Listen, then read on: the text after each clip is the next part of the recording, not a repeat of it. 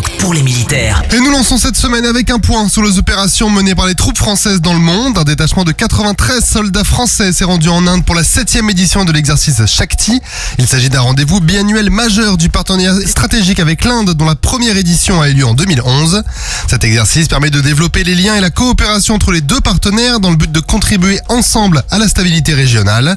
La participation de la 6e brigade légère blindée à cet exercice est également une concrétisation du mouvement vers l'avant de l'armée terre de combat avec la régionalisation de ses divisions et brigades. Ainsi, la 6e BLB a été désignée pour conduire les actions de partenariat militaire opérationnel dans la zone Indo-Pacifique jusqu'à fin 2025. Au Proche-Orient, 2 rafales du détachement chasse de la base aérienne projetée au Levant ont effectué une mission d'entraînement avec des Joint Terminal Attack Controllers ou JTAC français et irakiens. Les 2 avions de chasse ont suivi un scénario d'appui au profit des troupes au sol qui subissaient une attaque.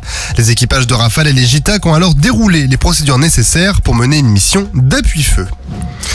Depuis son arrivée en mer Rouge, une frégate française effectuait des accompagnements de navires de commerce au profit de l'opération européenne Aspide. La frégate a par ailleurs escorté le vraquier l'Axe qui a subi la semaine passée une attaque en mer Rouge.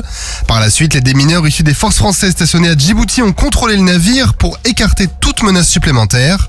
Un avion de patrouille maritime Atlantique 2 poursuit de son côté ses vols opérationnels dans le détroit d'Ormuz depuis Abu Dhabi au profit de l'opération Aj-Nord. Au Liban, un détachement de l'escadron de reconnaissance de la Force Commander Reserve ou FCR de la Force intérimaire des Nations Unies au Liban a été accueilli sur la base du bataillon italien. Des missions qui permettent à la FCR de se familiariser avec l'ensemble de sa zone d'action. Les équipages français ont échangé sur les procédures de leurs homologues italiens et leurs techniques de mise en œuvre. Les chefs de détachement se sont eux concentrés sur les procédures conjointes qui leur permettent d'agir et d'intervenir ensemble face à n'importe quelle situation. À Gaza, la France maintient sa participation aux côtés de ses partenaires à l'opération Amaltea qui vise à acheminer du fret humanitaire depuis Chypre jusqu'à Gaza en utilisant un ponton flottant construit par l'armée américaine. Le bâtiment de soutien et d'assistance métropolitain Loire a ainsi effectué 4 livraisons pour un total de plus de 460 tonnes de fret humanitaire au profit de la population gazaoui malgré une météo difficile. Et direction le golfe de Guinée, après une escale à Luanda en Angola, le patrouilleur de haute mer commandant Biro a appareillé en direction de Pointe-Noire au Congo pour prendre part à la première phase de l'exercice Megalops qui est organisé par les éléments français au Gabon avec les pays du sud du golfe de Guinée pour s'exercer à la lutte contre les trafics illicites et la piraterie dans la zone. Le commandant Biro s'est également porté au secours de 7 pêcheurs à la dérive dans leur embarcation au large de l'Angola.